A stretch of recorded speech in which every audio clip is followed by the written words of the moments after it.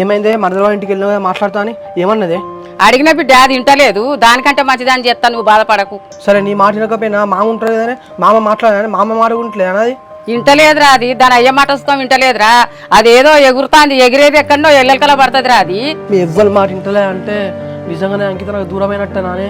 మీకు తెలియగానే అమ్మ చిన్నప్పటి నుంచి నాకు అది ఎంత ఇష్టమో. బిడ్డ నీకు ఇష్టం ఉన్నట్టు దానికి ఇష్టం ఉండద్దా? అది ఏదో వీడియో పట్టుకొని బాగా మాట్లాడుతుంది, నువ్వు మంచిగా చదువుకో. హలో అంకిత, నాకెందుకు ఫోన్ చేసినావు? ఏం లేదు సంతు, ఊరికనే మాట్లాడాలనిపించింది, అందుకే కాల్ చేసిన. నా మీద నమ్మకం లేదు అంకిత, ఊకే ఫోన్లాలనేనా? బయట కలవచ్చు కదా.